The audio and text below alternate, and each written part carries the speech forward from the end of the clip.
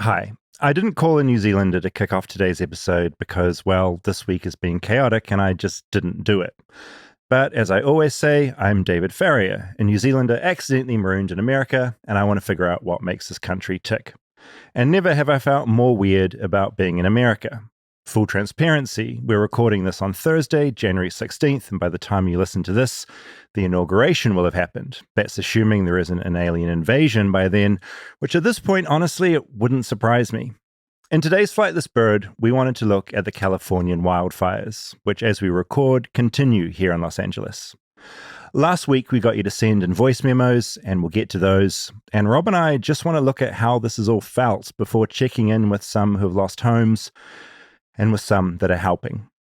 As I said, I've never felt more weird about being in America. If this episode feels a little chaotic, that's probably why. Thanks for being here. This doesn't seem like the time to do a whimsical line leading into the episode, so I'll just say this is the Wildfires episode.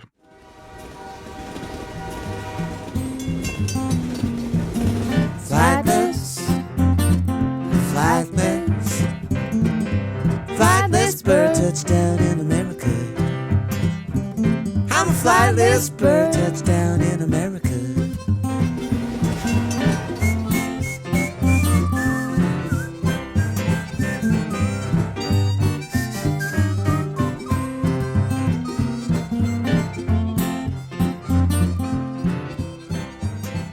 Still found a clever way to exit that intro.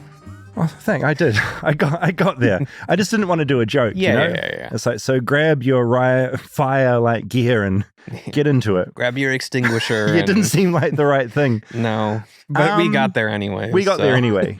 How are you doing? I just got my air purifier. I literally turned it on before I left, and it's got it's like a green is really good, red is chaotic. I'm right in the middle with an orange.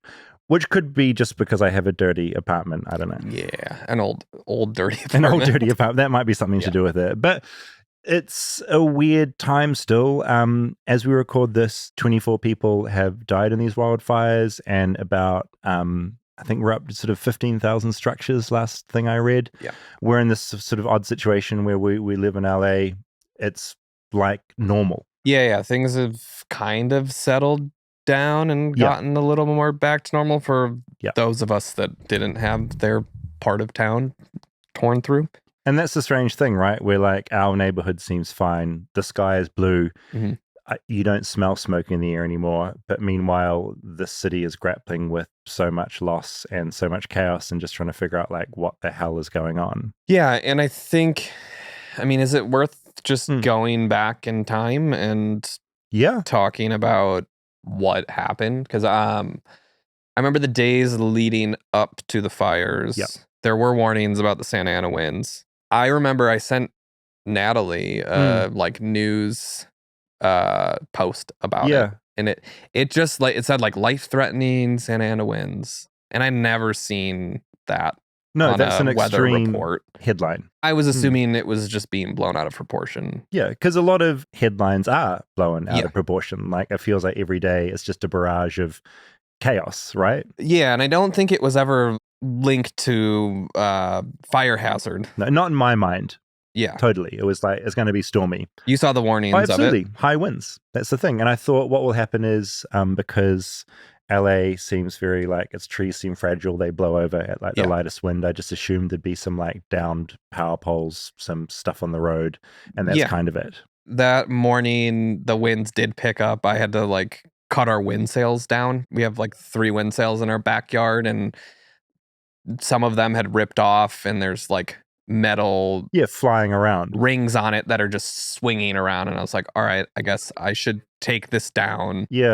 But from like, I'm from Chicago where we have crazy weather and snow and rain and thunderstorms. It was like, okay, wind doesn't seem like a big deal. We'll make sure we pick up stuff in our yard so it doesn't blow all over the place, but wasn't kind of anticipating it being a big deal. No, and I think the thing that surprised me about this, because in my mind, ever since I've been here, there's always been fires kind of out west, right? Like Malibu way. There's like, it's not an uncommon thing, but it's always felt very far away. Yeah. And then it felt like this time, those fires got very big. And I was hearing from friends that are more out west that were getting worried about that stuff.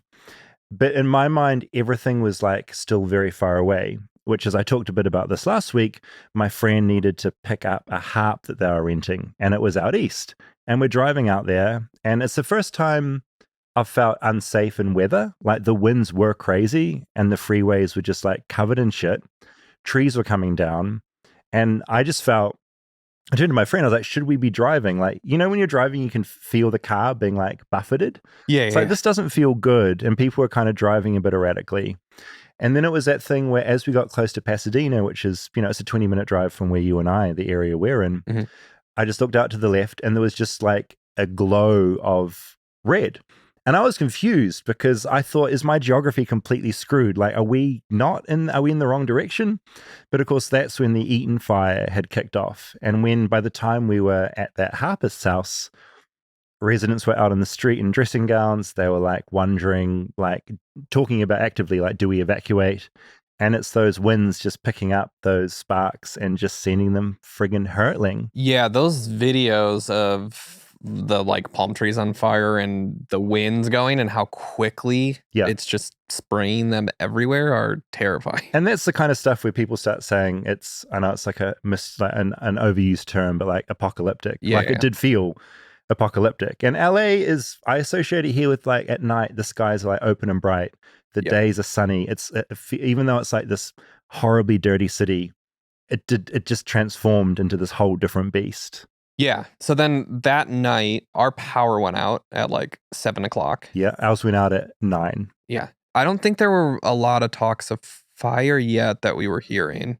It still felt far away, right? Yeah. Yeah. And then our neighbor's window from the side of our house, their like kitchen bay window, just flew out of the window frame. Right. Just gone. And we just heard this like crazy loud shatter. And then like Calvin and I walked around and like just saw this window had ripped out of the frame and just flew into the side of our house.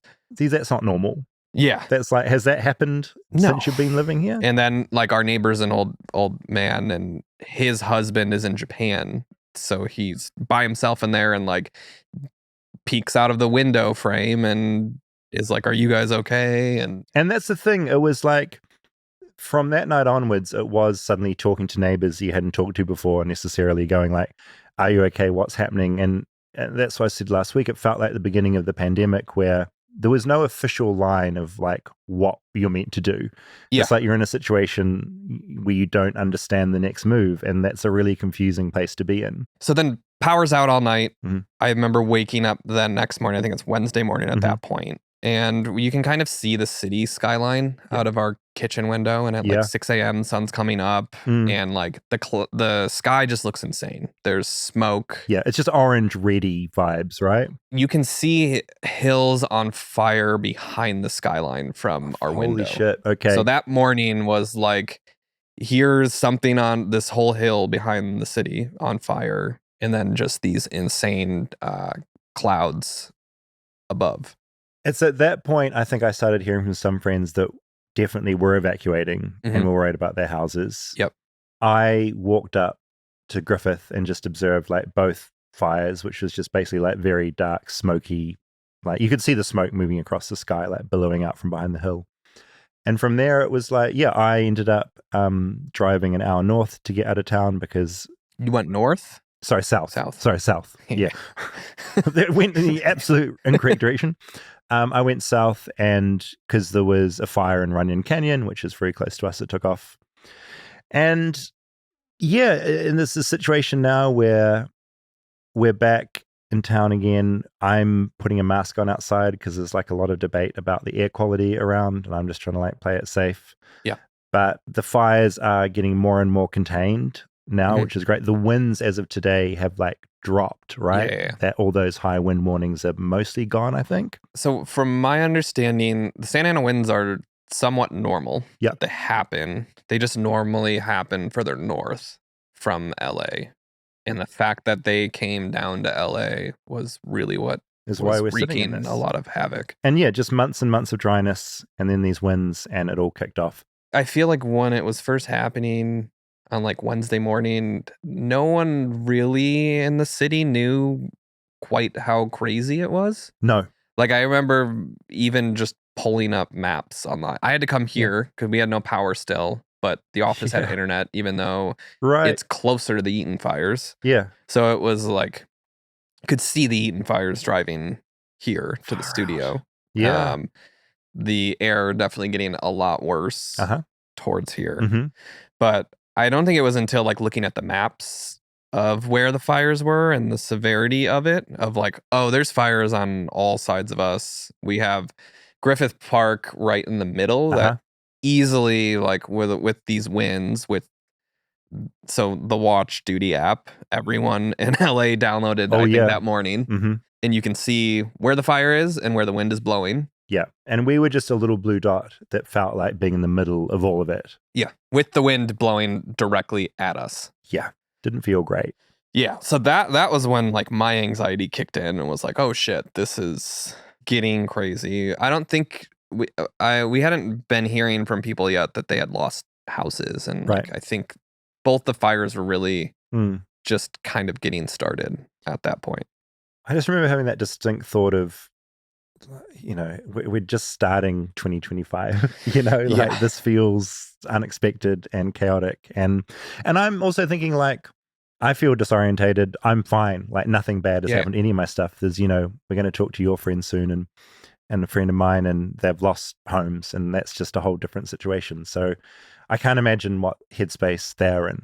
A few things leapt out at me just sort of going through the news that I've sort of found interesting, and I don't have any great insight into this, but just thinking about, which I hadn't thought about and didn't know about, the idea of private firefighters. Certain people could, you know, if you've got money, there's like everything in America, it's not all state funded or federally funded. You got this private firefighting service. So if you're wealthy, you can have someone. I've seen a few photos of, you know, there's outside a house, there's this private thing that no one else can access, and they're protecting that home. That's happening, and like, yeah, there's been a couple of specific houses that have been protected by like hired help, essentially. Wow, which I found fascinating. The other thing with the firefighters that has been popping up is the inmates. Yeah, no, essentially, if you're incarcerated, you can get time off your sentence or various other bonuses if you fight fires. How do you feel about that? I didn't realize the time off piece of it. I thought it was just like, hey, you're in prison, you've got to come do this. No, so I think it may differ as well between states, but I read a really interesting thread on Threads on the internet from someone that had been incarcerated, and they had seen all the criticism about the incarcerated firefighters being used. And he was like, look, just so you know, I got time off my sentence for this, and sort of went through some of the positives. Overall, I mean, I think it's horrific that like prisoners, even if that's the incentive to get time off, that they're being sent into these life-threatening situations. They're not trained firefighters. That's crazy to me. It's not forced labor. They're volunteering to a degree. Yes, but again, I want to look more into this because it's like, what does volunteering mean when you're already in those situations? I want to find out more, and maybe it's something we can nail down into like later on. Various arsons have been happening around town as well. There was a really arresting image my friend sent me a couple of days ago about someone who just lit a palm tree on fire. Like, I saw that. I think, was it in Hollywood? I don't want to spread misinformation. I feel it was sort of central. I think it was West Hollywood. It was West Hollywood way. I think it was from like a doorbell camera. It was someone that strolls up to a palm tree and the prawns are hanging down, and they just light one of them on fire, and then the whole thing's up. The incredible thing is that they look exactly like my friend's friend, and so they're just all giving, it's not them for the record, just looks similar. And yeah, of course, with all these things, a bunch of conspiracy theories have all leapt out from it. We've got the usual like pedophilia rings, satanic rituals. Didn't Margaret Taylor Greene say something about using the weather control to just stop them? Sounds like Marjorie. That sounds like her vibe. There's a lot of that stuff going on. There's a lot of debate about the idea that budgets have been cut from the police, from the fire and put into the police. I'm just going to read a little news excerpt on that because I think it's kind of interesting. Critics have blamed the scale of the fires on alleged budget cuts to firefighting at the state level and locally by LA Mayor Karen Bass, who is getting a lot of shit right now for a variety of reasons. The California Firefox website contests that narrative, arguing that Cali Fire's budget and number of personnel have both nearly doubled since 2019. A report by Mashable confirmed that while there were cuts to the initial proposal for wildfire funding this year, the state's 24-25 budget ultimately provided more funds than previously.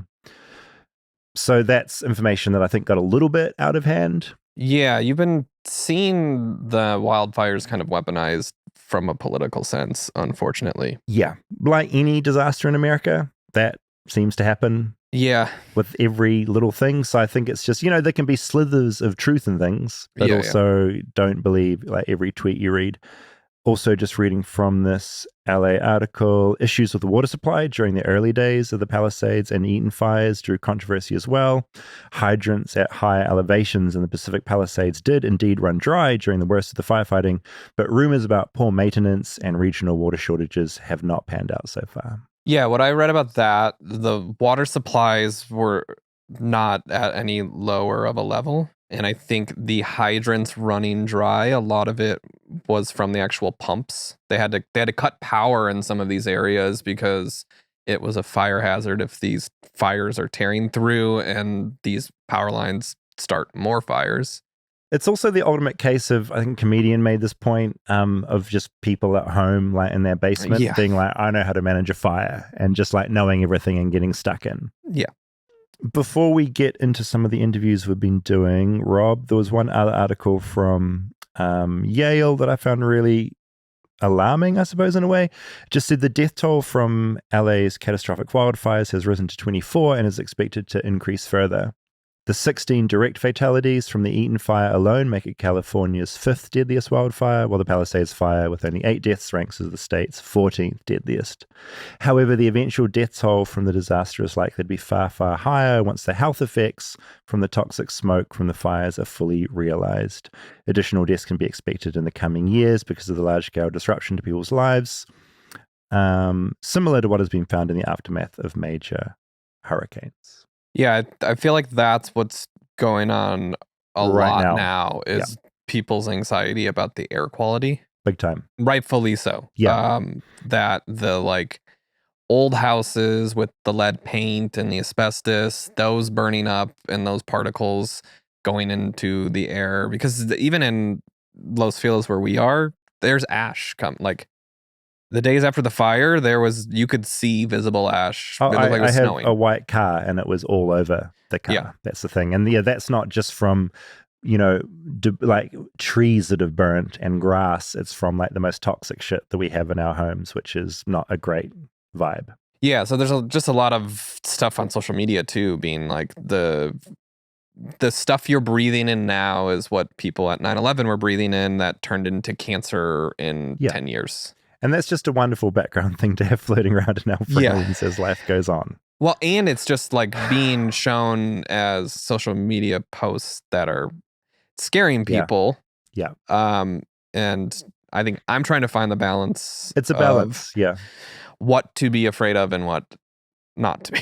And I think just in life outside of the wildfires, that's something I'm increasingly finding because I'm online way too much. You see me, like I'm always looking at my phone and it's that thing. There's so much shit going on that we know about. Like there's always been bad stuff happening. We know about it more now. And I think there probably is more terrible shit going on. But it's like, what are we scared of today, right? Like, what's the thing I need to worry about today? Is it the air I'm breathing? Yeah. Is it a multitude of things? Should I be worried about the inaugurate? What, Yeah. I don't know. Well, and I feel like with this happening, the pace at which it's coming at us here is like really overwhelming. And even just like being on a WhatsApp group for Vincent's preschool. Oh, I can only imagine the discussion going on in there. Because you add in parents who are like scared about their kids. Yeah. All that shit's going to amplify so much. I did see a headline, my friend, it was Rosabelle sent it through, about a bunch of influencers who have now pivoted to like detoxing from the air. It's all bullshit. It's like have the smoothie, buy this thing. The influencers, they'll always be there for us. Well, so speaking of that, there's also the like rent gouging that's happening around LA. There's a lot of people that are displaced. They need places to stay. Yeah. And there's a lot of stories coming out. Yeah. Suddenly weekly and monthly rents have gone up tenfold. Yeah, it's $20,000 to rent a house. The great thing, I'll include it in the show notes for this episode. Someone has made a Google sheet that they're basically putting in all the realtors' details, the link, how much it's gone up, basically a shit list. And it's illegal. Like, you're not allowed to do this. And so if you're experiencing this, tell them, like, I saw what it was before. I saw what it is now. Is there a reason you're suddenly not letting me move into this place that I was due to be moving into? Give them all the shit about it, because that shit's illegal. The interesting thing about that is we saw one of those posts in our neighborhood, and there's an acquaintance of Natalie's, and it's someone's wife that we know that's a realtor. And she's gouging it up? She's not gouging, but it was a post about the gouging, and then she's in the comments very slightly defending it, of like, well, you don't know, did they furnish these houses so that the people renting them then have it's a stretch what they need, and like that can justify hiking the price up. Well, as if that's all it was suddenly like just happened. Loosely gouging adjacent. Yeah. Also, though, I think, like, just ethically, if you're a realtor in LA, I feel like you're always being slightly, Yeah. And it takes a certain kind of piece of shit to try to turn this into a financial a money-making exercise. Yeah. That's the other thing. Like, out of this, we've seen, as always with any disaster, you see like the worst in people, fucking gouging, and then you see all the wonderful stuff that people are doing and coming together with. It's like both worlds are existing. Stay tuned for more Flightless Bird. We'll be right back after a word from our sponsors. Support for Flightless Bird comes from Quince. Now, with a new year comes a chance to reimagine ourselves for the better, and importantly, our closets. This year, I'm resolving to refresh a few things with quality pieces and stay on budget. And I can, thanks to Quince. I recently went to their website, went into the best sellers in the home category, and I'm getting myself a new linen duvet cover. My current duvet cover, it's a mess. I want my bed to finally be looking good, and this Quince European linen duvet cover has got me on track. And there's also no better workout motivation than some new activewear. Their performance tees and tech shorts are perfect for any movement. For me, that's a lot of hiking up big hills here in California. I love them so much. However you choose to refresh yourself this year, all Quince pieces are priced 50 to 80% less than similar brands. 50 to 80%. They're able to do that by partnering directly with top factories, cutting out the cost of the middleman and passing the savings on to you. Quince also only works with factories that use safe, ethical, and responsible manufacturing practices. And that makes my duvet cover feel even better. And of course, they use premium fabrics and finishes for that luxury feel in every piece. I talk about this a lot, but I love my puffer jacket from Quince. And yeah, this duvet cover, I'm just going to shut up now. You're sick of hearing about it. But it's just nice to have a bed that looks good. Upgrade your closet this year without the upgraded price tag. Go to quince.com/bird for 365-day returns, plus free shipping on your order. That's QUINCE.com/bird to get free shipping and 365-day returns. Quince.com/bird. Support for Flightless Bird comes from Bombas. Well, it's officially too cold to do anything.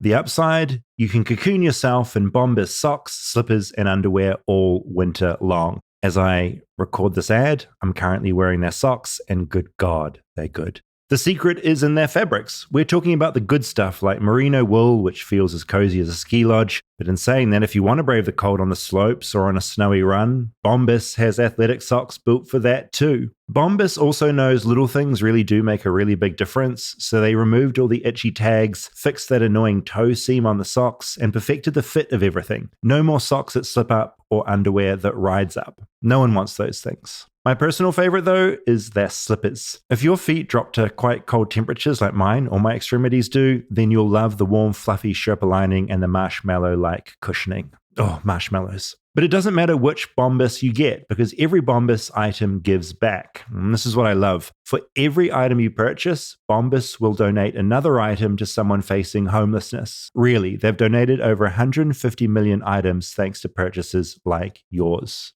And if for some reason you're not a fan of what you get, don't worry, because they have a 100% happiness guarantee that covers free exchanges and returns. I have a lot of Bombas socks. They're cozy, they never drop down my leg, they look great, I wear them on hikes. I wear them when I'm out of the house anywhere. I love Bombers. They're my new favorite socks. So try Bombers now. Head to bombers.com/bird and use code BIRD for 20% off your first purchase. That's BOMBAS.com/bird. Code BIRD at checkout.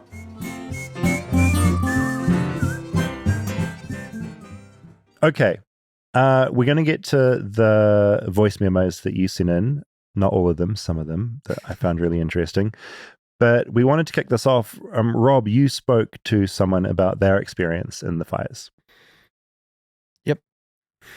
Oh, you explain it in here, of course. Yeah. It's been a few days since the Los Angeles wildfires started. A number of stories from friends losing homes starts to pile up. Devastating story after devastating story, the wreckage is seemingly countless, and the fires still aren't contained. For a lot of us not in the direct path of the fires, we've been trapped inside. The air quality has reached peak levels, and actual ash is raining from the skies. You try to avoid the Watch Duty app for a few moments to let the anxiety surrounding the reality of the situation lessen, but you open Instagram and watch story after story of people who have lost everything. I see a story from an old friend of mine, Lydia. I used to work with her at the movie theater when we were both in high school.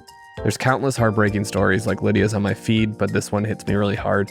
We've kept in touch over the years and have both been on similar journeys, both leaving Chicago to pursue creative fields in California, both trying to forge our own paths out here and find our way. Hey, Rob. I am in Pai, Thailand right now, so if you hear those roosters in the background, that's what that is. My husband, Ryan, and I are traveling with his parents in Thailand and then to the Philippines where his dad is from. So we've been planning this trip for a while to have this kind of trip of a lifetime, family experience. Lydia is now an art director for the Sphere in Las Vegas, working out of a studio in Burbank. Her husband Ryan is a cinematographer. They moved out to Los Angeles to Mid-City in 2020, but through exploring the different parts of the city, they eventually found themselves in Altadena.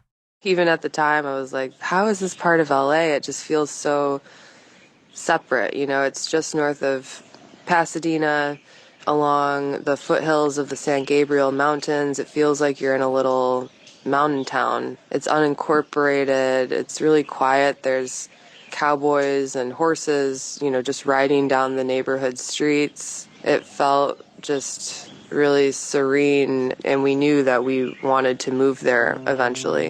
And they eventually did. They got married last year and found a historic Tudor-style house in a neighborhood called Jane's Village. A neighborhood filled with houses built mostly in the 1920s, filled with a lot of charm and a lot of history. Every day we woke up and we're like, we can't believe how much this has changed our experience of living here. We just adored it. We had a little space for our dogs in the back, and down the street there's this park called Loma Alto Park, and there's an equestrian center kind of at the top of it, and you would always see cowboys and their horses, and it was just really beautiful and special. And through getting to know the community, there's so many little businesses that have so much personality. Just down the street from us, I think it has it had the Guinness Book of World Records for the most bunnies collected in the world. Weird things like that just made it such a special and weird little place. Then came the trip of a lifetime. Lydia and Ryan had planned a 2-week journey to Thailand and then to the Philippines with Ryan's parents.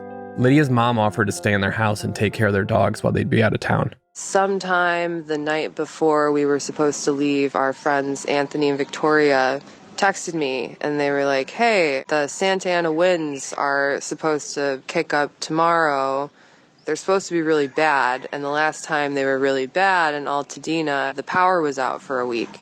A little freaked out by this, Lydia ultimately decided it wasn't worth canceling her trip over and prepped her mom with everything she might need. Like a lot of us, she didn't expect much out of a windy night in Los Angeles. We felt like we did everything that we could do. So then the next morning, we go to LAX to fly out, and my mom took us to the airport. We still thought it was okay.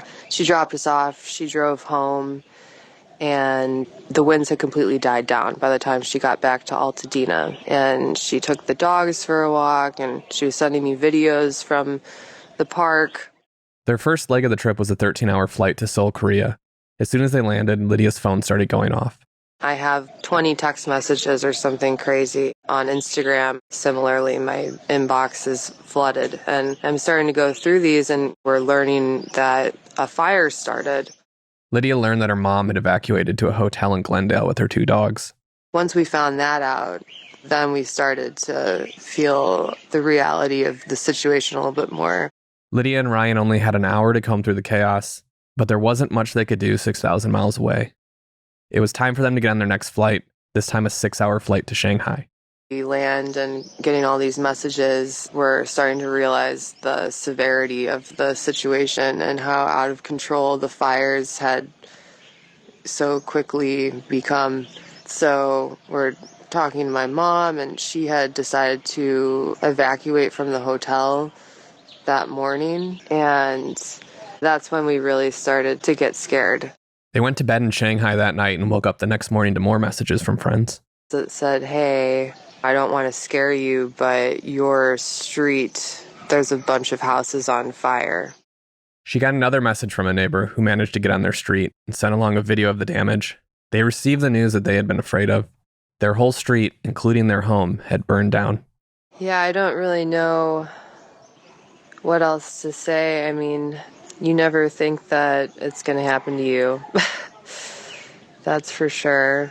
And as this has escalated, so much of Altadena has been affected and wiped out.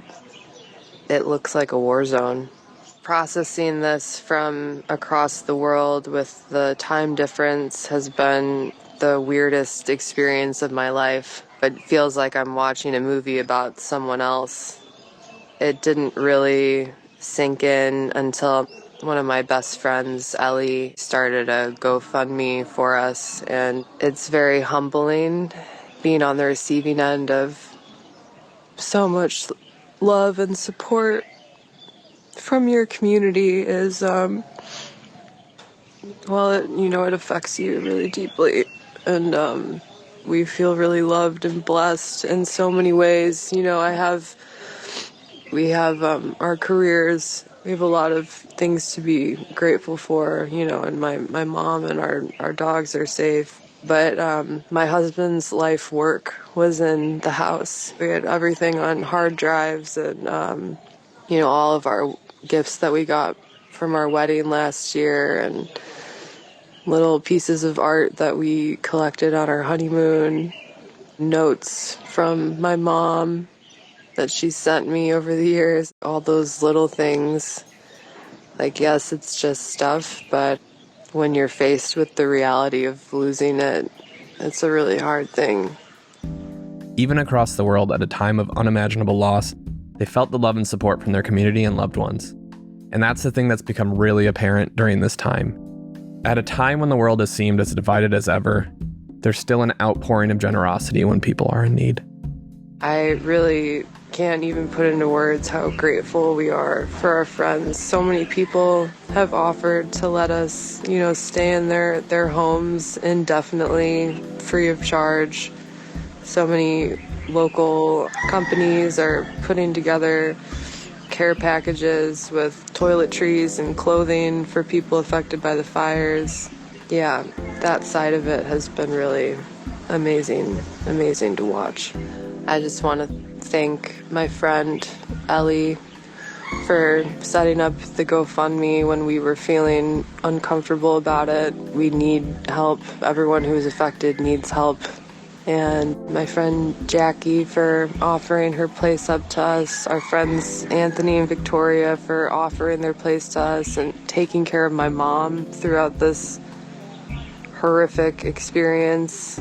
Ryan's parents for letting us cry through their vacation. My parents too, because my mom was dealing with this alone, and she's just so strong.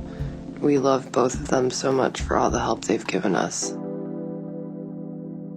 I have that thought sometimes when I'm like leaving on a plane somewhere of like, you're out of touch, you can't do anything. It's like, this is like the worst example of what happens when you land in a place. Yeah. being disconnected for completely 16 hours and those 2 legs of the flight as well, and like getting those messages, houses on your street are on fire and there's nothing you can do about it. You're safe, which is great, but yeah, holy shit. Yeah, so they have a GoFundMe. Yeah, we'll put in the show notes. I'm going to put a bunch of resources in there that people can jump in on. The Bunny Museum as well. Yeah, that was in the back of my head as a Flightless Bird episode at some point. I've been there. This quirky couple. I've been there too. Yeah, it's one of the weirdest places in LA. It's now doesn't exist anymore. It's burnt down. They got their cats out. If you know the Bunny Museum, collect a lot of like bunny, like 4,000 or more bunnies. Insane. And like in their house. So you're in this person's house and you're walking through like their kitchen and it's all like, it's a bunny museum. I don't know how to explain it. That's all gone. They got out. The cats got out. But it's just surreal. Like it's surreal thinking about these things. Yeah. So I spoke to my friend Mike Rothschild. We had him on the conspiracy theory episode around the election. He came on that. He's written The Storm Is Upon Us, which is a book that I love. And I, like a lot of us, I guess, scrolling through Instagram and just saw a post, his house is gone. Yep. And he's in a similar area to your friend. And so I rang him. It took a while to get through. We had it arranged to do it on one day, but when you lose a house, chaos all around you. But when I did catch up with him, this is the conversation we had. So we started having our fairly regular Santa Ana winds that come from the mountains and sort of blow through everything. It happens around this time every year, and they were extremely strong this year, historically strong. I know people who've lived in Pasadena for half a century, and they've never been this strong.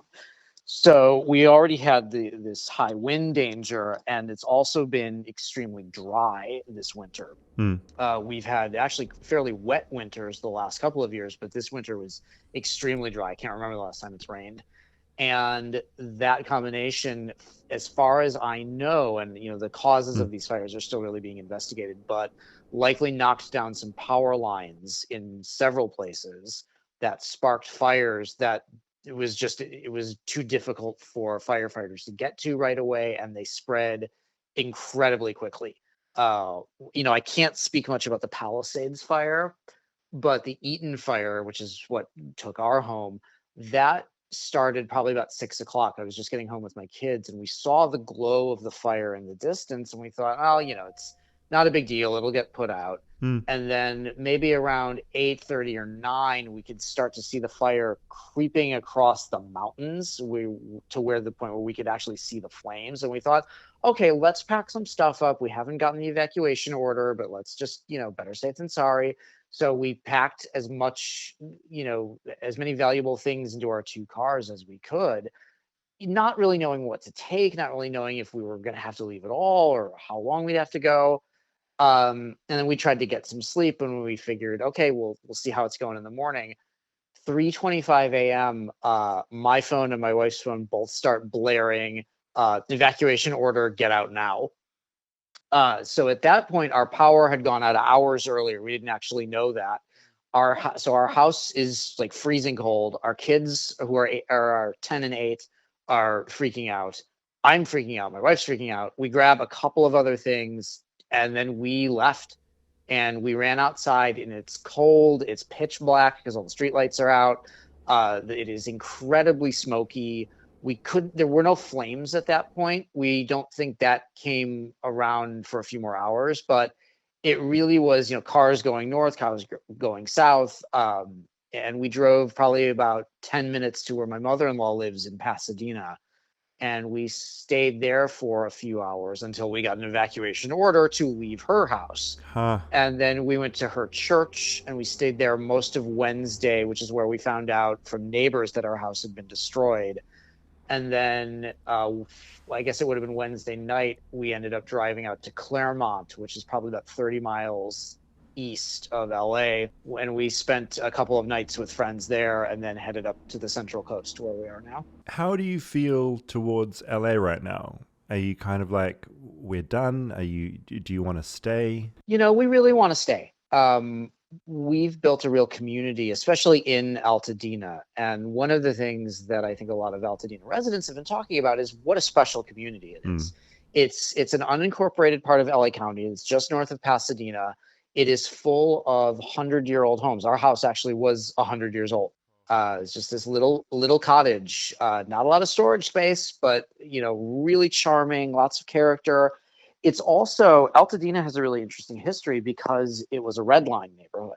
So Black families who could not buy in much of Pasadena or the rest of the San Gabriel Valley moved to Altadena. So you have generations of Black families that have lost their existences, their homes, their businesses. You also had Altadena starting to see a little bit more of an artistic community and a lot of young families moving in because the real estate there was a little bit more affordable than the rest of LA. Look, how are you keeping it together right now? Because you seem very calm and together. Is that just the simple fact of, you have to? You have no choice. We've got young kids, we've got dogs. We have all of these things that need to be done, all these calls that need to be made. Our mortgage company, our insurance company, my wife's job, the schools, the community meetings. The kids need pants. We need pants. You're trying to take it kind of minute by minute in a lot of ways. Trying not to get too far ahead of yourself. You make a lot of lists. You don't get to the things on your list, but at least you've written them down. But it's hard. The kids are having a hard time with it. We're having a hard time with it. You feel very unsettled. You just feel like you don't know what your life is going to look like tomorrow. We don't know how long we're going to be staying on the Central Coast. We're probably going to move back in with my wife's mom, who lives in Pasadena. Her house physically is fine, but one of the things that we're figuring out now is there smoke damage? Does she have to get rid of anything in her house that's porous because it may have taken in smoke? This ash that the fire created, it's not a campfire that went out. This is melted plastic, exploded propane tanks, melted electronics. This is very hazardous. So we can't just go back to the house and start looking for stuff. The National Guard is in control of our neighborhood right now. We would get arrested, I believe, if we tried to go back. So the best thing that we can do to kind of get through this is to really give ourselves and give each other a lot of grace. Stay in touch with our friends, stay in touch with our community. The texts and calls and emails and Facebook messages have just been constant. And really understand we're not alone. A lot of families are going through this. We know at least 24 families personally that have been burned out. And we're all just sticking together and trying to help each other out as much as we can. Look, thanks for your time, Mike. I'll point listeners towards your Patreon. And just thanks for your time when I imagine your brain is just full of crazy right now. My brain is full of crazy. And it actually really helps to talk about this. I feel like I've got this kind of unique position as a journalist who talks about disinformation and conspiracy theories to be going through this event that has become immediately such a generator of misinformation and conspiracy theories, and to be able to talk about it. I feel like I have this role to play, and I'm trying to do it, and it gives me something to do. Yeah, so that was Mike Rothschild's terrifying concept of going to sleep, which we all did that night. Yeah, we went to sleep, sort of assume it will be okay, and then you wonder how many lives are saved by those emergency alerts, which are always annoying when they go off on your phone at different times. It woke them up.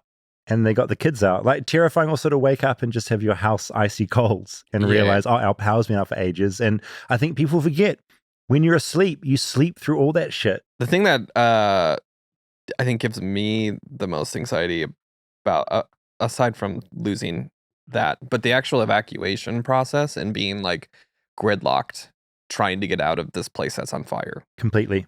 I think in the Palisades, people were like abandoning their cars. And they were just driving through fire vehicles to push them out of the way. Yeah, which I think there was that message that went out, like, if you abandon your car, leave your keys there so people can shift it if they need to. But terrifying. I mean, when I was going south, that was my fear. Like, if I leave it too late, are the streets just going to be absolutely insane? Yeah, you're just stuck, and this fire behind you is coming closer and closer. Yeah, and that was chilling seeing all those cars stop, because you realize all those people had panicked and had gotten up and just ran, which is insane to me. I'll put Mike's Patreon in the show notes as well. He does some of my favorite reporting around conspiracy theories, so giving to Patreon is a way that you can help him out. But there are so many GoFundMes and Patreons and people needing help, because of course the relief doesn't, some people don't have insurance. Some people that do have insurance are going to be fighting for God knows how long to get those payouts. It's like, this is just going to go on in the city for years. The news too of like insurance dropping fire coverage and like not being able to even pay it out. I heard that last year that had happened. I heard about that in Malibu, that like at some point the insurance companies were just like, we don't have any more money. We're not insuring for this. We can't. That seems like a whole nother episode and journey. But yeah, the amount of people like Calvin's teacher lost her house. Yeah, that's the other thing that struck me with Mike is like, you've just got to carry on your life. Like, he's got to look after his kids and the dogs. And that's why whenever I start to feel like slightly stressed, I'm like, I've got it fine. Like, we have it so fine. One other thing, I liked both of those stories so much because it also just talked to the charm of this like beautiful part of LA that went through this. I think a lot of people think of LA as just being, or I certainly did in New Zealand, like you think Hollywood. Yeah, but it was like this whimsical little part of it. And Christmas Tree Lane is in Altadena as well, which they go all out with the Christmas lights each year. I've seen video of this. Yeah, I went with my mom and Calvin right after Christmas to drive down it, and apparently it's just gone. Right. Like totally wiped out. It's like Hawaii, like just leveled and gone, you know. It's like, it's not like one or two houses.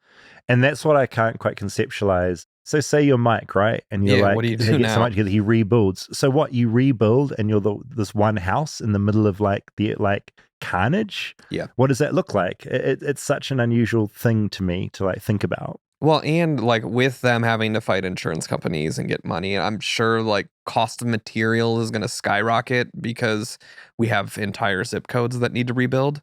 And you have wealthy people in these areas rebuilding too that can pay more. But then you have other people that can't, that are trying to get as much as they can from their insurance company to rebuild what they can. The dynamics around all of this are bonkers, I think. And that's why, I mean, there's a lot of anger out there, right? Like, that's why people are directing their anger towards all sorts of people, including, you know, I mean, people will lose their jobs over this, obviously, as well, and how this is handled or not handled. That's going to be really crazy to see play out. Stay tuned for more Flightless Bird. We'll be right back after a word from our sponsors.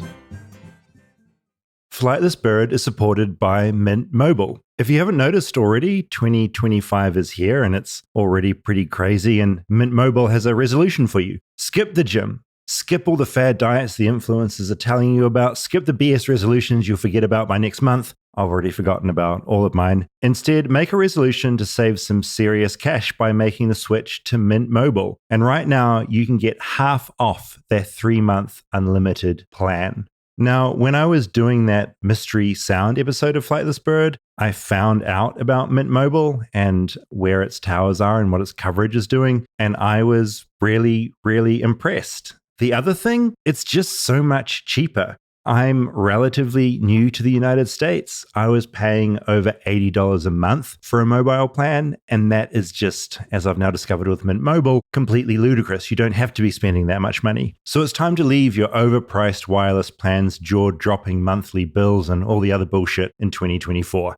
Mint Mobile is dropping huge savings for the new year by offering any 3-month plan for only $15 a month, even their unlimited plan. All plans come with high-speed data and unlimited talk and text delivered on the nation's largest 5G network. And this is really important for me. You can even bring your current phone and your number. Ditch overpriced wireless with Mint Mobile. It's easy. You sign up online and get 3 months of premium wireless service for $15 a month. Switch to Mint, and new customers can get half off an unlimited plan until February 2nd. To get your new wireless plan for just $15 a month and get the plan shipped to your door for free, go to mintmobile.com/bird. That's mintmobile.com/bird. $45 upfront payment required, equivalent to $15 a month. New customers on first 3-month plan only. Speed slower above 40 gigabytes on unlimited plan. Additional taxes, fees, and restrictions apply. See Mint Mobile for details.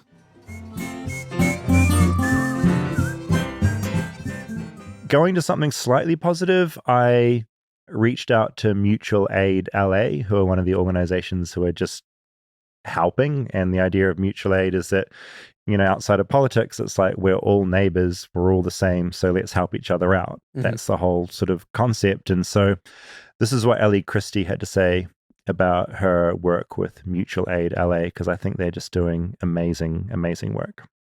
So my name is Allie Christie. I started organizing with Mutual Aid LA Network in January of 2022. I got invited to come build hygiene kits that were going to be distributed to unhoused folks around the city. And I met a bunch of really cool, like-minded people there and have stuck around ever since. I think that, the frantic nature of the response has been incredibly overwhelming, but I think it's also been incredibly inspiring. We're watching people from all over the city and beyond really rally together to figure out what needs exist at different shelters, what needs exist in different neighborhoods, and get on trying to figure out how to distribute resources as best as possible. The people of Los Angeles are working together to make sure the needs of those affected by these fires are going to be met. And while it's been frantic and devastating, and I think a lot of this is just us trying to juggle personal emotions and also making sure we're getting shit done, getting things done. It's also been so wonderful to see the outpouring of support and community care that has resulted from it. I think that the needs are evolving really rapidly right now on the ground when it comes to donation of items, volunteering, etc. But I don't think that should discourage people. I think that it's sounding like we're having an influx of support, and this is going to be a months, if not years long rebuilding process. And they're going to be just as needed in 2 months, 2 years, even as they are today. And I encourage everybody to get involved today, whether it's through volunteering or trying to pick up items, but know that even if you're not being tapped right now, that doesn't mean that there won't be a place for you here down the line.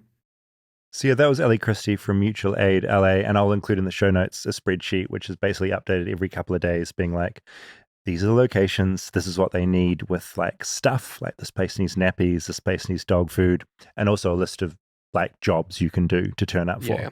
And that's always shifting. And it's not just now, like they're going to be needing people for the next like couple of years, Yeah, I think that's the important thing. I think the community of LA, I don't feel like it's ever felt as strong as right now. Really? Yeah, that's cool. LA feels, for one of the first times, like home to me now, too, and seeing everyone come together. Yeah.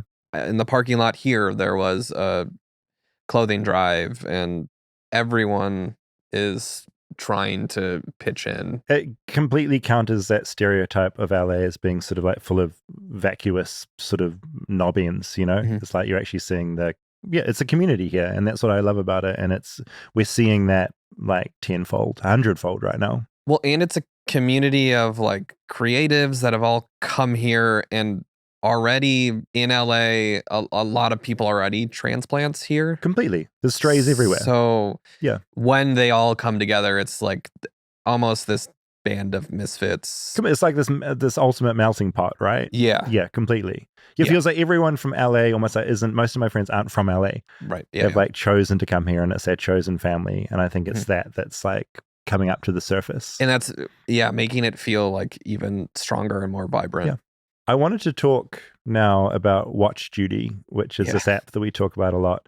Yeah, it came up in my doc. Yeah, it's the thing. It's like I'd never heard of Watch Duty before these fires. It's been around for a number of years, but essentially, it's an app. You download it, you jump in there, and it just shows you exactly what's going on with the fires.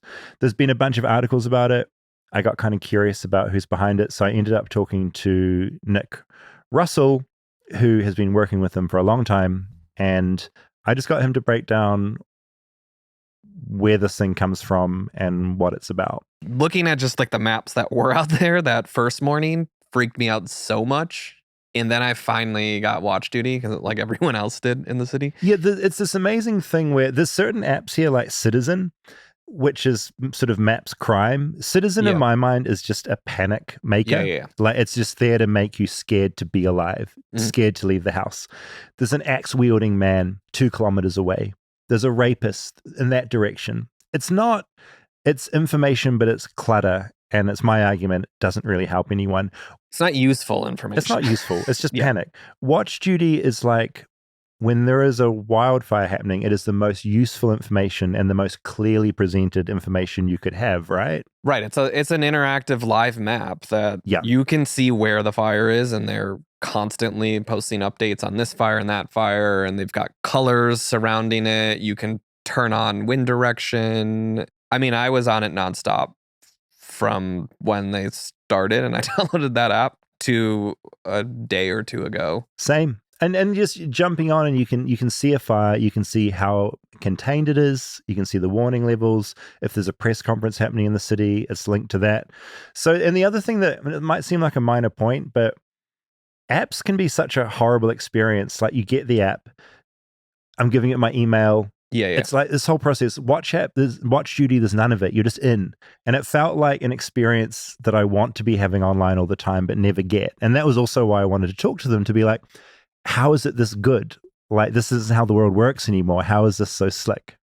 So yeah, this is Nick Russell. My name is Nick Russell. I am the Vice President of Operations at Watch Duty.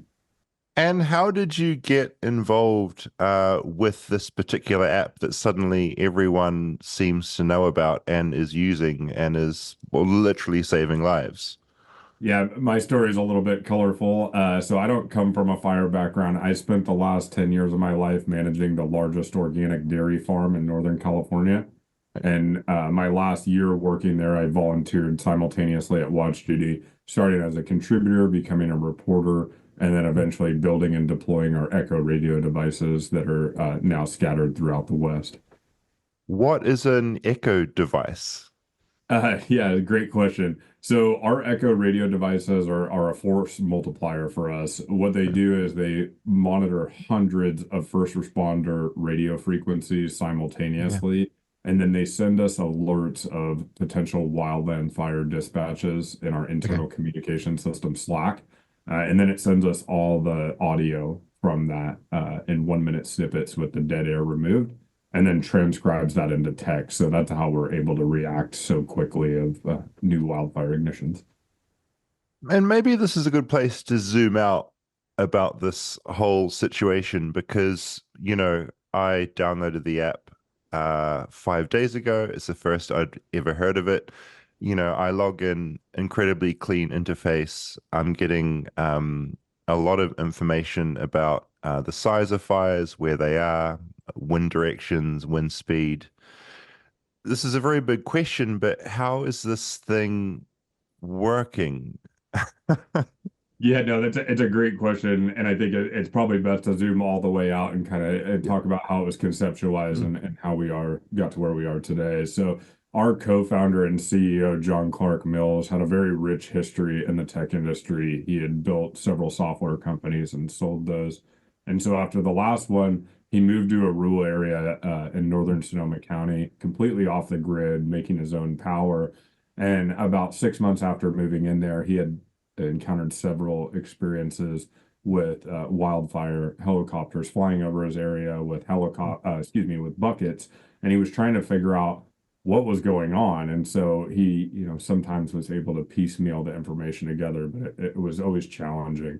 And then finally, the final straw was he was evacuated due to the Wallbridge fire, which devastated much of western Sonoma County.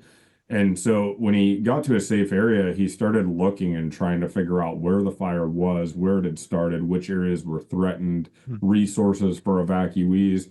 And he was really coming up short. It took him a long time. He eventually visited 5 different social media pages and local government pages and was able to put a small piece of the story together. And he stopped and said to himself, man, there's got to be a better way to do this. And so he spent the rest of that year riding around on fire engines, learning more about wildland response and suppression, took some classes on wildland firefighting that year.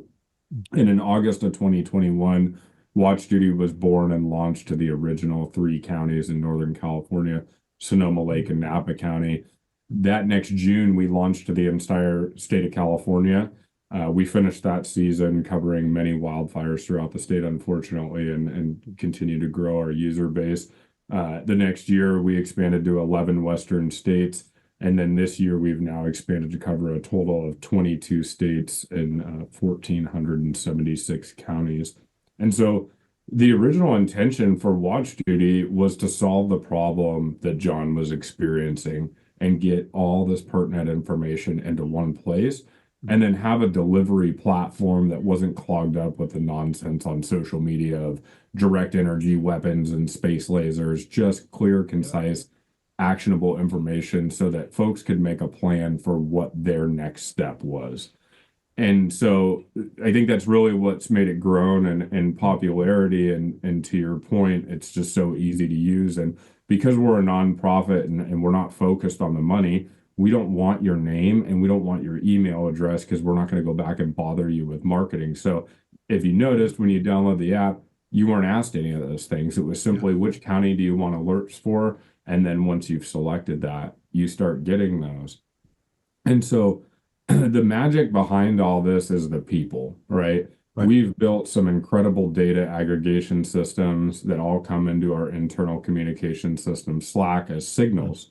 And then our dedicated team of over 200 volunteers and 12 paid support staff, which are predominantly made up of active and retired firefighters, dispatchers, first responders, and radio enthusiasts, validate those signals. And what they're doing is trying to determine if this signal is in fact an ignition of a wildfire. And if it is, they start posting that information in Watch Duty, starting by not sending alerts to anybody, but just putting the story together. Yeah. Because our goal is to tell a storyline from the start of ignition until the threat passes or the last engine leaves. And we do that much like sports reporting, where we're giving you that play-by-play. That's an interesting way to think about it. And you're completely right. As someone watching the app, you are getting the backstory. So it's not suddenly a shock when there's an evacuation order. You know exactly how that fire is spread and where that information is coming from. That's right. Yeah, that's the goal. You know, you need the context, you need the granular information. And what I always like to tell people is where I'm at, I need to know when the fire's 5 miles away. I have livestock to move, I have pets, I have children. My neighbor, on the other hand, doesn't care until the fire is a mile away. And so that rings true throughout all of our communities. Everybody's emergency is different. And so saying that here's the cookie cutter plan that's going to get you out of harm's way when the time arises doesn't always work, right? Giving people that context, now they can take their own actions. Maybe they start a rooftop sprinkler system. Maybe they're opening gates for their horses. Maybe they're gathering their pets and going to a loved one's house. And so by giving them that, I think we give people that advantage and we give them those extra few minutes they need to gather documents. This is a very naive question from someone that's new to California and new to the United States, but what has made these Californian fires so big, so quick, and bigger in Los Angeles than they have ever been before? Is it purely those wind speeds matched with the heat and the fact these fires have started somehow in the first place? Yeah, I mean, speaking to this situation specifically, I think it's really just a combination of perfect storm of events and taking forest and land management completely out of it. I just don't think that has a large effect when you have hurricane force winds stacked on 9 months of little to no rain, and then you have an offshore wind event that is bringing that dry air from inland and blowing it towards the coast.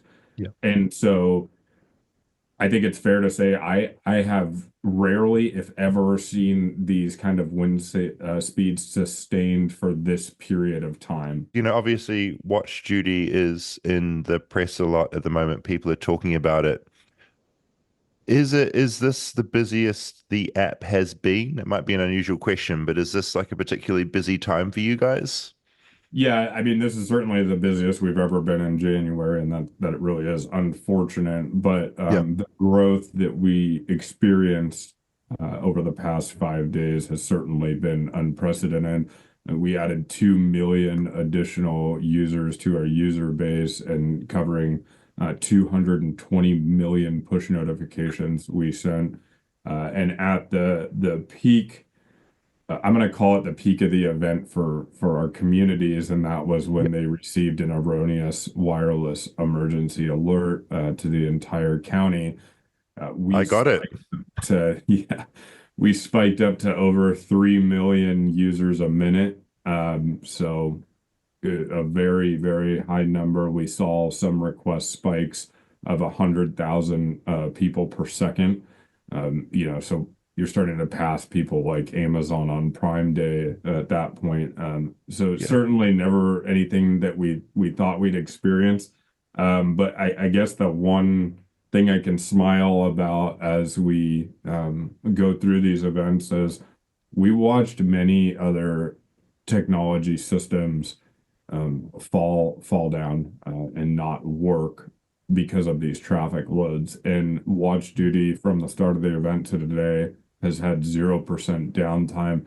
And it's a testament to our engineering team. They stayed up all night long in several instances, scaling the system to meet the demand.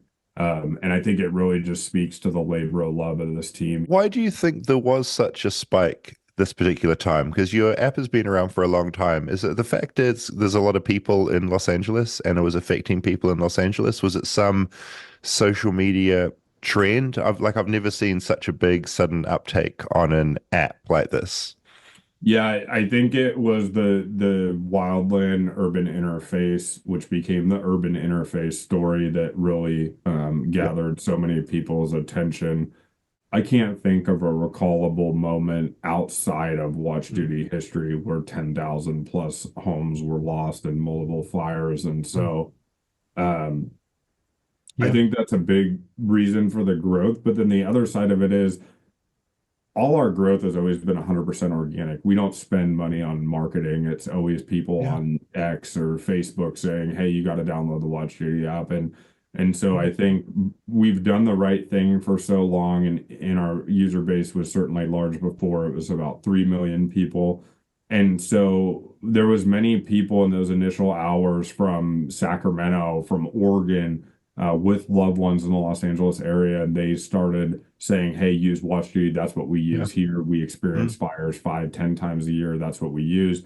mm. And then as soon as people started seeing like, oh, this isn't just a dot on a map. This is contextual. You're showing Yeah. evacuation zones, you're showing surface winds, you're showing these red flags that could elevate the fire spread and everything in one place. And then people just magnetize to it. Amazing. And just finally, are there any particular stories that you've heard from users of the app over this time, or even, something that might have been on social media that you've kind of gone, oh yeah, that's pretty cool.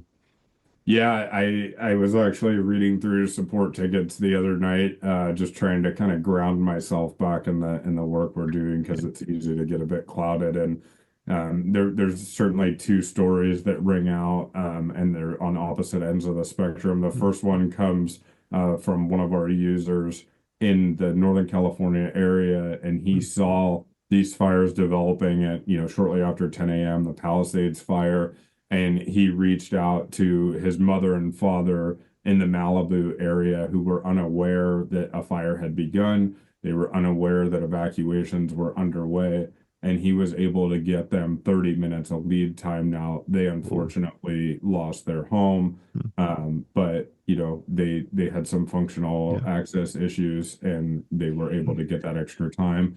Amazing. And I've had the opportunity to speak with some celebrities in the Malibu, Tuna Canyon area who also utilize Watch Duty. And my favorite one is there's a neighborhood, and I'm not intimately familiar with the area, so I'm not even going to try to quote it, but the fire department was able to save many houses because a celebrity had invested a pool drafting system, which allows fire engines to connect to their swimming pool and take all the water out of it. And so they learned about the fire from the Watch Duty app. Not terribly close yet, but engines were beginning to assemble about 3/4 of a mile away from their house. They drove down to the fire engines and said, "Hey, we've been following this on Watch Duty." The firefighters all had it, which is exciting. But they said, "Hey, we have a draft system built on our pool. Here's where our house is." And so all of those engines were cycling through and refilling the engines out of their pool, and they were able to save many houses because of that. That's so cool. That's a celeb story I can get behind. I love it. Hey, look, thank you. I could talk to you all day. You've been beyond amazing. I appreciate your time on short notice as well, and appreciate you and appreciate what you do.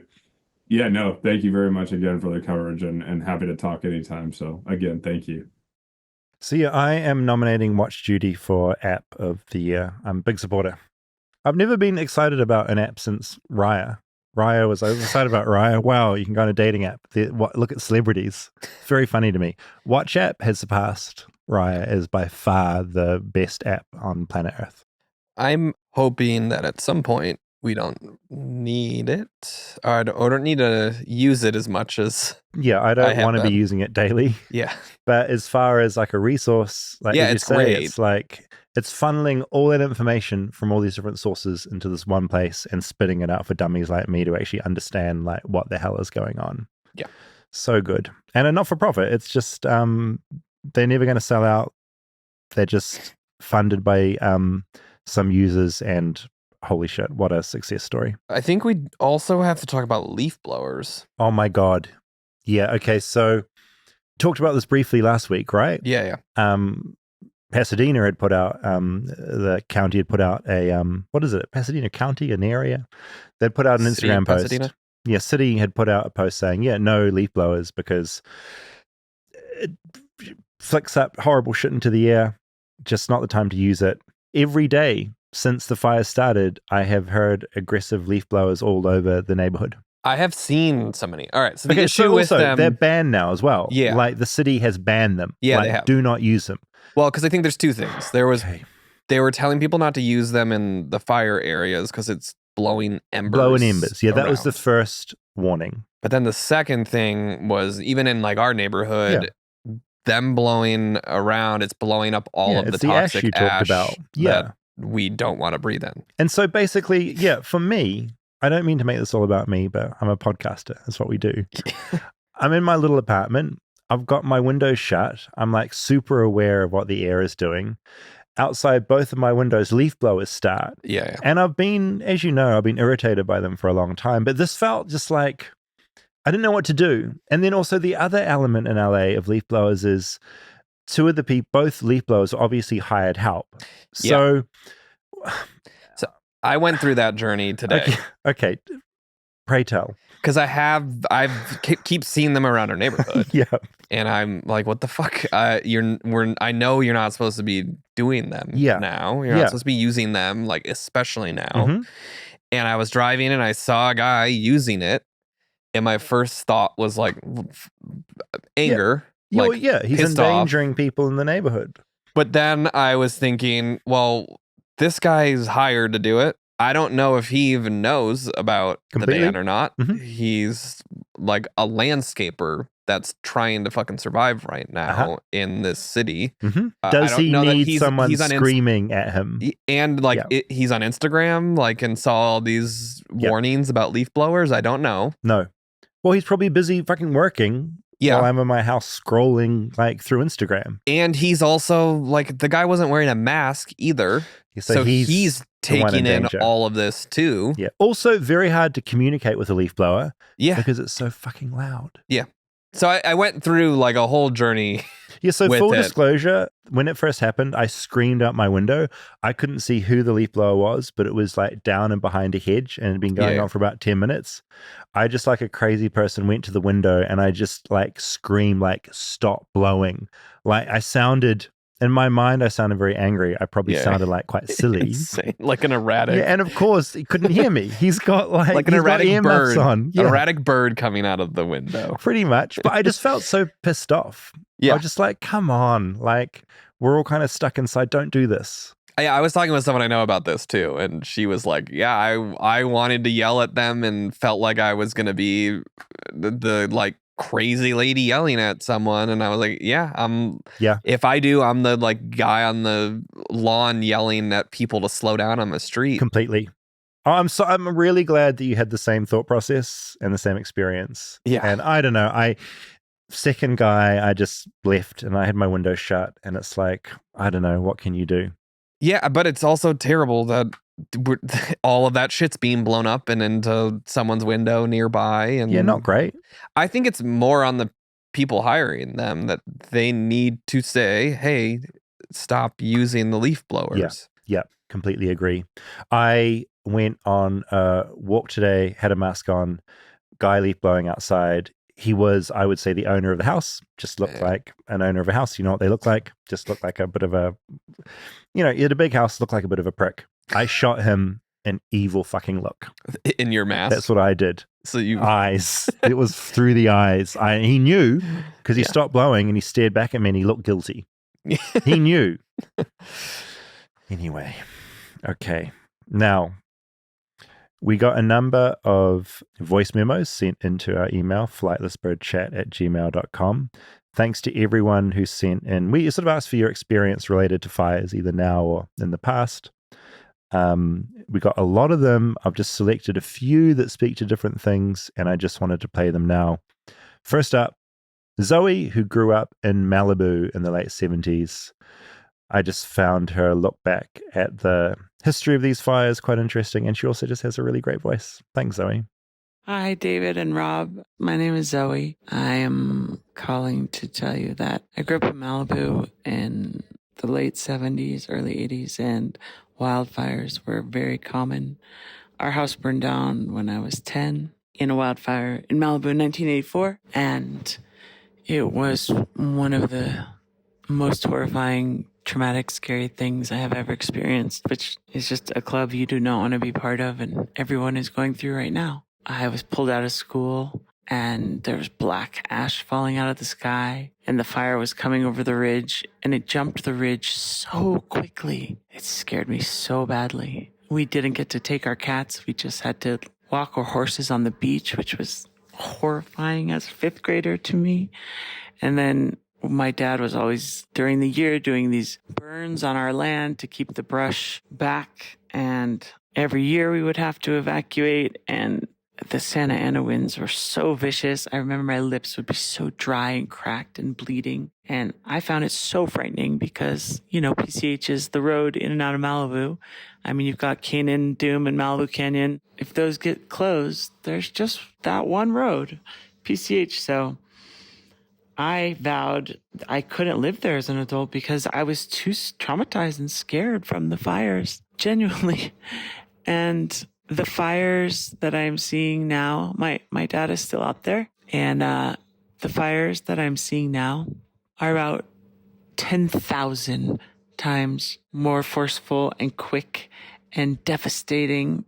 And my mom lives in Maui, so they just went through this a year and a half ago. I live in Boulder. The Marshall Fire, right near Boulder in 2021, just these fires inside of hurricanes, the ferocity of which it's grown, the speed of which the fire moves compared to like the 80s and the 70s wildfire in Malibu are unbelievable. They're just fucking unprecedented. My mind is just broken and my heart is breaking for all the people out there that are going to be so traumatized as well. I'm sorry if this is a little discombobulated, but I love your guys' show, and you said to send it in if you had some personal experience, and I had a lot.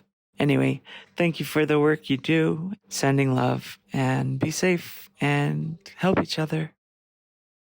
Yeah, I liked that there was just some context and a reminder of it's always existed here.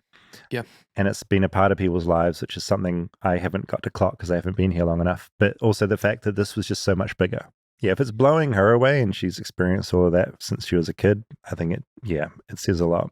There were those videos from the Malibu fires of the last couple years that were terrifying of like being on the road and having to drive through that. Yeah. And just like engulfed in flames everywhere. It's that thing when it's not in front of you, it's like might as well be like a million miles away. It's that thing. This time it just felt very close. This is Alyssa, who lives in North Carolina and runs a research magazine at the university. Hi, David. My name's Alyssa. I'm from Durham, North Carolina, and I actually run the research magazine at the University of North Carolina at Chapel Hill. So I've spent a lot of time with climate scientists, and one thing that I find really interesting about wildfires is actually more wildfires happen in the southern United States than the western United States. And so people are always thinking of places like California and Colorado because of how massive the fires are, like what you guys are experiencing right now near LA. But there are multiple small wildfires that occur throughout the southern US, I think over 80% of the year. Yeah, so maybe like an obvious thing to state, but something I'd kind of forgotten is that, again, like, because it's here, it's all I'm thinking about. But fires in America they are a part of life here. They happen. Yeah, I do remember seeing a map one of the times when I was looking at, this was before this fire, but one of the other fires of how close it was coming. And there's fires everywhere. Yeah. Well, that's the thing. Now we've got watch duty, right? It's like you can kind of keep an eye on that and see that they are just all over the States all the time. Yeah. Just happens to be in an incredibly densely populated city right now. Carsten also sent in a voice memo. He is a firefighter, and I thought he had some really interesting observations. Hey, David and Rob. My name is Karsten, and while I don't live in California and haven't personally been affected by the fires going on there, I was a wildland firefighter out in Colorado for quite some time, working on hand crews and so on. And so, yeah, I've just been watching those fires kind of from that perspective and thought you might appreciate hearing that a little bit. Yeah, I mean, obviously pretty wild.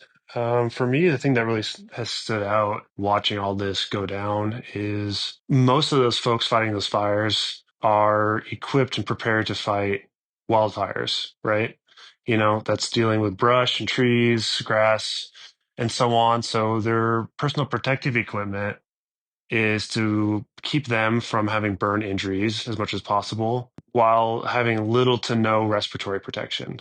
The crazy thing about these fires in California is obviously the structures being affected. I mean, thousands of structures burning down, and watching videos and seeing pictures of, I mean, not just the first responders, but just the folks living in those areas being exposed to just such a high concentration of these like carcinogenic like chemicals and products of construction that are being burned, and just knowing how much they're inhaling, that to me is just, I think, maybe kind of an overlooked thing that's happening right now.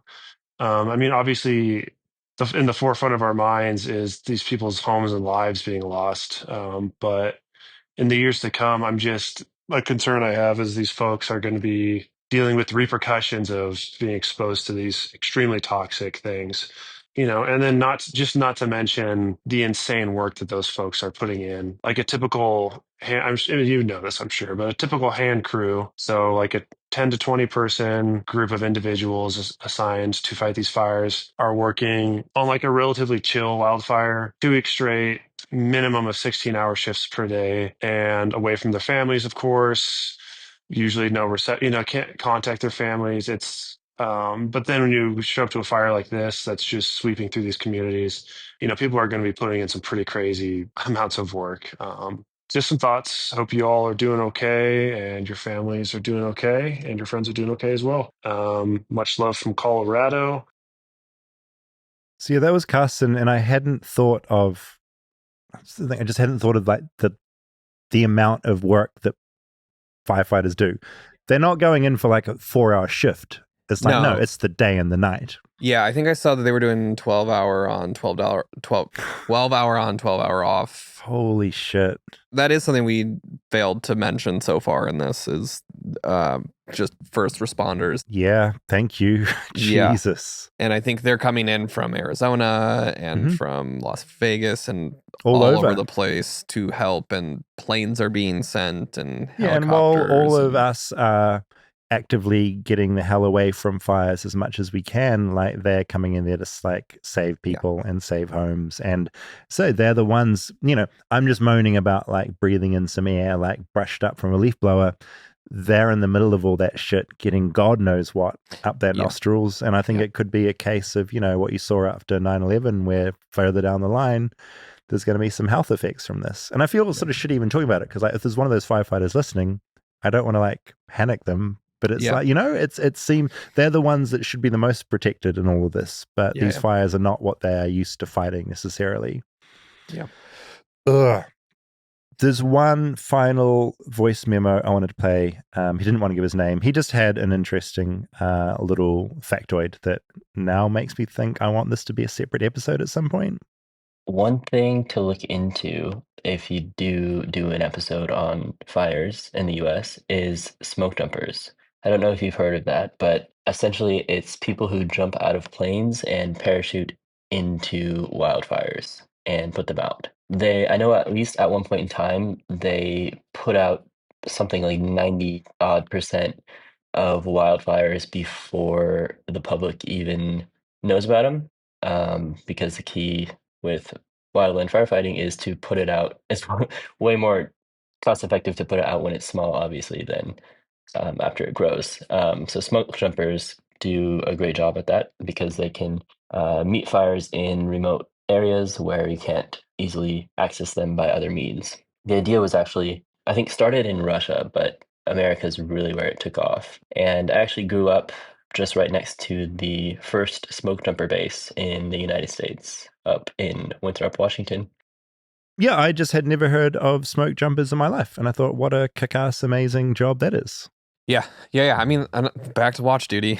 Like seeing the little ones pop up too, which I'm sure what he's talking about, those aren't even on the radar. But there was the one in the Hollywood Hills, I think Thursday night last week, that was getting closer to us.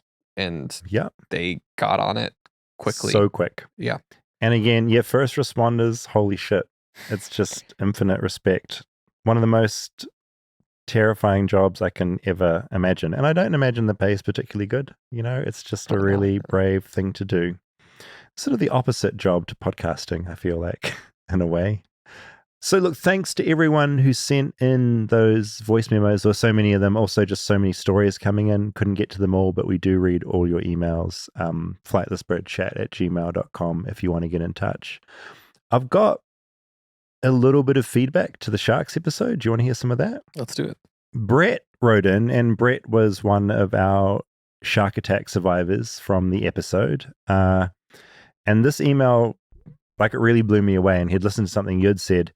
He just said, I thought it was interesting that Rob brought up the odds of being attacked twice. I know we talked about it, but I'm just traveling back from South Australia where I was visiting family and avoiding sharks in the surf. 2 days ago, I was at a very remote spot that had a little memorial for a man named Philip Hawley, who had the unfortunate nickname of Sharky. He was attacked twice by sharks, but ended up dying in a car crash of all things. I can't remember if I told you this when you had a chat, but very apt timing considering the podcast and Rob's question. Keep doing what you're doing. I've become a big listener since we met. So yeah, this guy Sharky was attacked twice by sharks, survived, and the thing that ended up killing him was a car crash. It's like not a shark attack, which is wild to think about. And escaped death. Twice. Yeah. And ended up dying in a completely different way. It's super tragic. He sent me a photo of the memorial that they had. Yeah, I found that just, I don't know, at times life, you just go like, holy shit, like how is this thing even happening? So much respect to Sharky, rest in peace. Cassie also wrote in, I really enjoyed the shark attack episode. I'm a therapist who lives on Cape Cod in Massachusetts. I just wanted to point out that you unknowingly highlighted how to process and mow through a traumatic experience and address PTSD. The Bike Club illustrated wonderfully that in order to process a traumatic experience, you have to learn how to take ownership of your story, share it, or at least write it down yourself, and find connection to community. These are key comments of trauma-focused cognitive behavioral therapy and one of the main evidence-based treatments for PTSD. So that makes us qualified psychologists? We are now qualified psychologists. A note, podcasters are not qualified psychologists. We just like talking. We just somehow stumbled upon one useful way. We did. I mean, that was all from the Bike Club advice. And yeah, it was accidental. The Bike Nothing Club. we did. Oh, it was absolutely accidental. A few other things that came in related to some older episodes. We mentioned how movie posters now are just terrifying and everywhere. Mike said that instantly brought me back to a scary experience from my own childhood. In the 90s, grocery stores used to have little movie rental hubs, and they'd often have one or two big posters for a current release. For whatever reason, whoever was in charge of picking those posters decided that Hellraiser would be a good one to have visible to the entire store. I spent many times standing in line with my parents at the grocery checkout lane, trying desperately to look anywhere but that godforsaken life-size poster with the large LED lights going all the way around it. Many times I close my eyes in bed and see that image of Pinhead, and it was absolutely terrifying. I just found that very funny. Hellraiser is probably my favorite horror film, like iconic Clive Barker shit. And yeah, Pinhead is, as the name implies, if you don't know him, Google him. He's scary. Yeah. Do you know about Redbox? No. In grocery stores. No, in grocery stores they'd have. Like, do you know about Blockbuster though? A Blockbuster Video. Yeah. So there was like Blockbuster, then transitioned to Netflix and Redbox. Okay. A little bit, where it was DVDs in this box at the grocery store, and you could just go rent them from this box. Is it like automated? Machine. It was a vending machine essentially. Oh, amazing. For DVDs. Did you use that system? Occasionally. I think they maybe exist a little bit still. It's wild to me. I remember the first time I visited America, I went to stay with my friend who was off this message board that I met, like a goth message board that I used to frequent. And yeah, at her house, she had all these DVDs lying around. I was like, what is this? And she's like, this is Netflix. I can just get as many as I want. I keep them for as long as I want, and then I send them back. Well, so you don't know? Did you not know about Netflix when it was a mail service? No, it was my first time because in New Zealand, didn't have it, hadn't heard of it. I was like, this is amazing. Like, what is this? Yeah, you'd go on the website and you could sign up for you could have 3 DVDs at a time. Yeah, right. And you'd pick the ones you want. They'd and they mail just it to arrive. you. And then when you return them, you could pick out different ones. It's genius. Yeah. Also, I might be misremembering this, but I read this feature about sort of the origin of Netflix, and that was also like a great thing for Netflix to do because essentially they didn't need as many warehouses to source it in because essentially customers' houses ended up being their storage. Yeah. That was I think the start of the demise of Blockbuster, which we need to do a Blockbuster episode. Oh, we do. Because in New Zealand, it was Video Easy was our Blockbuster. I would love to do that. I think there's still a Blockbuster that exists. I think it's the Pacific Northwest. Oh, so we need to go there, right? Yeah. I think you can also, to local residents, it was on Airbnb, I think, at one point, where you could stay at a Blockbuster. I might be wrong, but I think we need to look. I think that was it, but it wasn't just to anyone. I think you needed to be a local. But I love this concept. Let's look into look into the last Blockbusters. And I mean, that is, and I know you and I both grew up loving videos and stuff. Really like this bit of feedback from Ali, who had something to say about my friend Hayden, who often starts episodes off. I'm a long-time listener, and the best part of my Tuesday morning is listening to Flightless Bird. I like reading out compliments about our show. That's it. That's it. Thank you, Ali. I'm a zoologist, so I always love the animal-centered episodes and topics, and how David is always quick to defend the stigmatized animals. That's what I'm here for. I listened to the shark attack episode and very much enjoyed it, but I do have a comment about something said early in the episode by Hayden that has nothing to do with sharks or shark attacks. In the intro, David's friend, her word, not mine, Hayden said, "There's no similar PR campaign going on for lions. I must vehemently disagree. There is a deeply rooted PR campaign for lions, so deep in our cultural fabric that we no longer are even aware of it anymore. The campaign was made strong in 94 by the Disney Lion movie King? The Lion King. Yeah. And its two sequels, its 2019 remake and its sequel. Mustafa, Is that the new one? There's the new one Yeah, out. oh my God, yeah. The reason there's no PR campaign for I just love how specific this is. The reason there's no PR campaign for lions is because no one ever shits on lions. It's all king of the jungle this, and wow, so majestic that. Do people even know about lions? The males will murder babies that aren't theirs so they can make their own babies with the mothers that much sooner.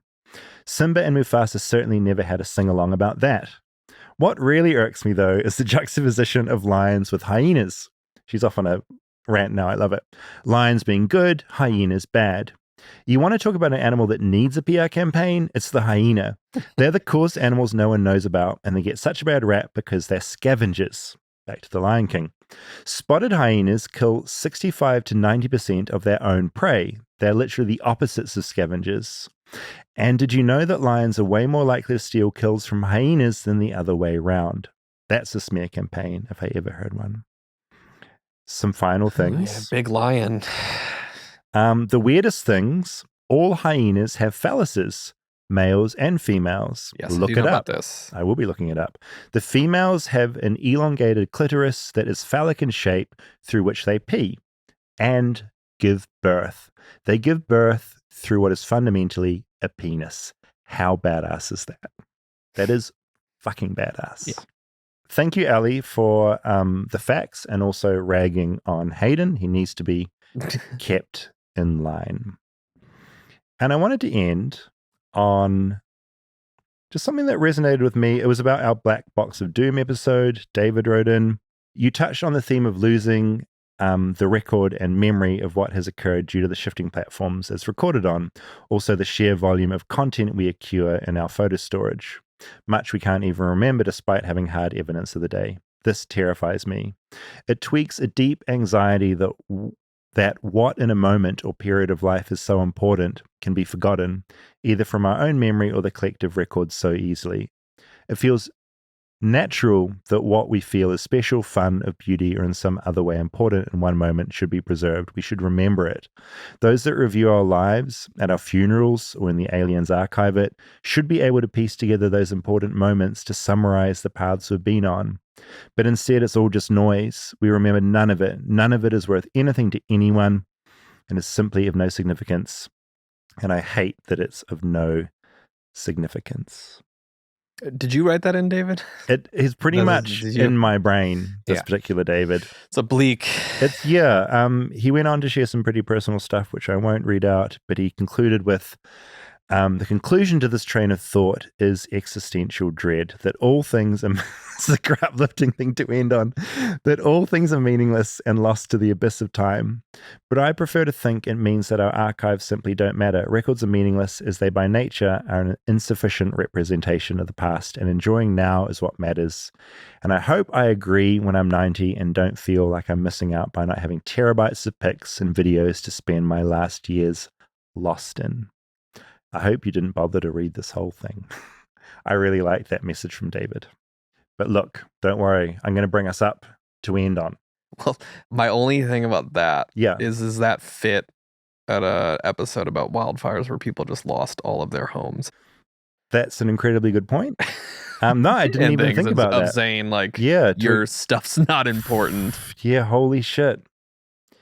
It's one thing musing about this stuff when all our things are there and available. It's another thing musing about this if it's suddenly all been lost in a fire. Yeah. And again, it's that perspective thing, right?